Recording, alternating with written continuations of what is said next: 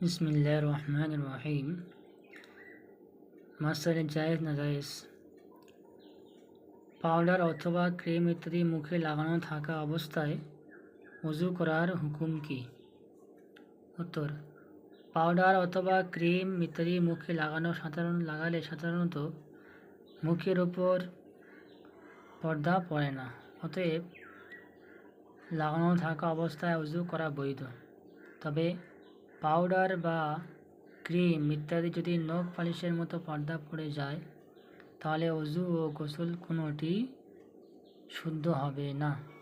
আপকে মাসাইল। কুরআন মাজিদ সাথে নিয়ে টয়লেট প্রবেশ করার বিধান কি? তো ফুকাহে কেরামগণ বলেন, কোরআন শরীফ সাথে নিয়ে টয়লেটে প্রবেশ করা জায়েজ নয়, কেননা একথা সর্বজন বিদিত যে পবিত্র কোরআন এমন সম্মান ও মর্যাদাবান বস্তু যা সাথে নিয়ে টয়লেটের মতো স্থানে প্রবেশ করা সমীচীন নয়। বড় বড় নখ থাকা অবস্থায় উযু করার বিধান কি?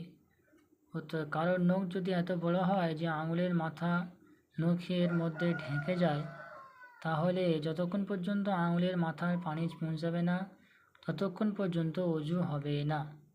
আপকে মাসাইল। কেউ বলে থাকেন দরুদ শরীফ পড়তে হলে ওযু করা জরুরি, এই ধারণা কি ঠিক? উত্তর, এই ধারণা ঠিক নয়। দরুদ শরীফ ওযু ছাড়াও পড়া যায়, তাই এ জাতীয় ভুল ধারণার ভিত্তিতে দরুদ পড়া থেকে বিরত থাকা উচিত নয়। ওযু থাক বা না থাক, সুযোগ হলেই দরুদ শরীফ পড়া উচিত। কোরআন মাজিদ পড়ার জন্য তো ওযু জরুরি নয়, হ্যাঁ, তা স্পর্শ করার জন্য ওযু জরুরি। তবে গোসল ফরজ অবস্থায় কোরআন তেলাওয়াত করা ও জায়েজ নয়, তাই কোনো ওযু ছাড়া এই অবস্থায় দীর্ঘ সময় থাকাও অনুচিত। খুব তাড়াতাড়ি গোসল করে পবিত্রতা অর্জন করা কাম্য। কোনো ওযু ছাড়া এই অবস্থায় দীর্ঘ সময় থাকাও অনুচিত। খুব তাড়াতাড়ি গোসল করে পবিত্রতা অর্জন করা কাম্য। আপকে মাসাইল। চুলের গুছি পরা অবস্থায় ওযু করার হুকুম কি?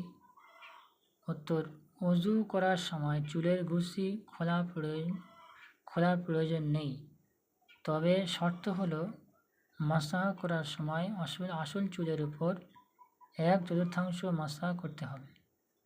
নকল চুলের উপর মাসাহ করলে ওযু শুদ্ধ হবে না।